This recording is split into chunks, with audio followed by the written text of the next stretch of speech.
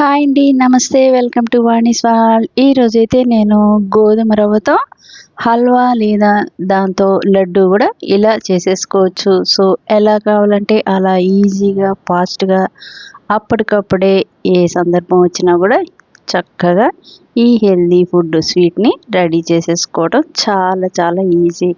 ముందైతే అడుగంటుకుని ఒక మందపాటి పాత్రని ఇట్లా స్టవ్ మీద పెట్టుకోవాలి. సిమ్లో పెట్టి మాత్రమే వేయించాలి. 2 స్పూన్ల నెయ్యిలో 1/2 కప్ మెజర్మెంట్ కప్తో ఈ గోధుమ రవ్వనైతే వేసేయాలి. చక్కగా స్మూత్గా లైట్గా దోరగా మాత్రమే వేయించుకోవాలి. ఎక్కువసేపు వేయించాల్సిన అవసరం ఉండదు. ఇది వేగుతుండగానే పక్కన ఉంచిన డ్రై ఫ్రూట్స్ ఏవైనా కూడా ఇందులో వేసేసుకోవచ్చు. ఇదంతా 2 నిమిషాలు వేయించేసుకుంటే సరిపోతుంది. ఎక్కువ అవసరం ఉండదు.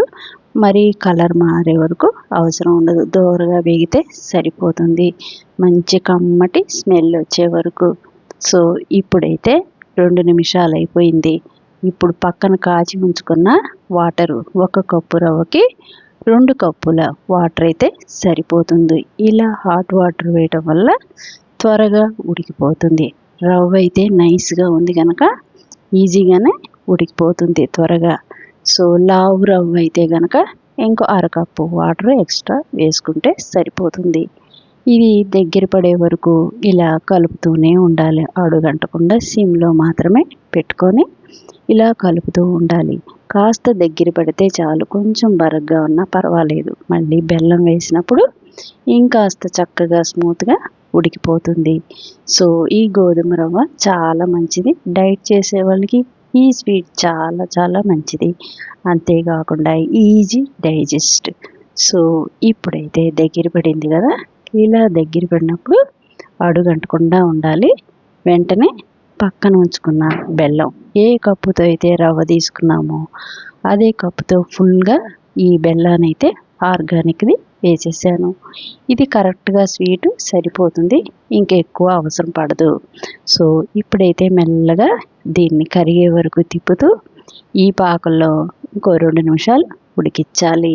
సో ఆర్గానిక్ బెల్లం వల్ల రిచ్ కార్బోహైడ్రేట్స్, అంతేకాకుండా మంచి హెల్త్ బెనిఫిట్స్ అన్నీ ఇందులో ఉంటాయి.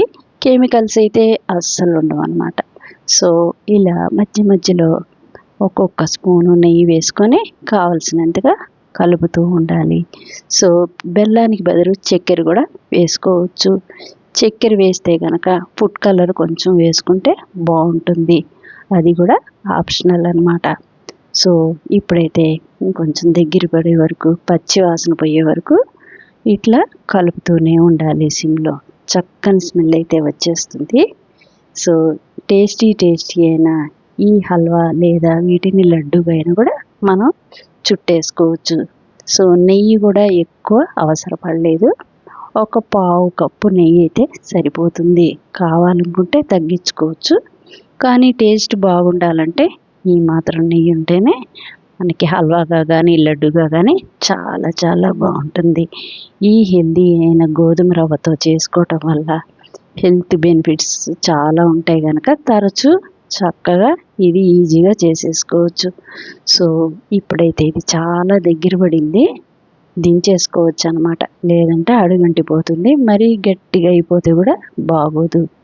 సో ఈ మాత్రంగా ఉన్నప్పుడు దించేసుకోవచ్చు. పచ్చి వాసన కూడా పోయింది. సో ఇదంతా నాకు 10 మినిట్స్ కూడా పట్టలేదు. సో ఇది కిందకి దించాక 1/2 టీ స్పూన్ యాలకుల పొడి వేసేసుకొని చక్కగా ఇలా ఒక బౌల్లోకి తీసుకొని హల్వాలాగా తినేయచ్చు. లేదంటే దీనిని లడ్డూలాగా కూడా ఇలా చుట్టేసి తినేయచ్చు. ఎమ్మీగా టేస్టీగా ఎంతో ఈజీగా ఫాస్ట్గా 10 మినిట్స్లో మాత్రమే రెడీ అయిపోయే ఈ స్వీట్ చాలా చాలా ఈజీ. ఈ దీపావళికి అయితే ఇది చేసుకొని అప్పటికప్పుడే తిన్నారంటే వదిలిపెట్టరు. నోట్లో వేసుకుంటే కరిగిపోతుంది. అంత బాగుంటుందన్నమాట. సో ఈ దీపావళికి ఈ స్వీట్స్ రెసిపీని ఒకసారి చేసి చూడండి. తింటే వదిలిపెట్టరు. అంత బాగుంటుంది.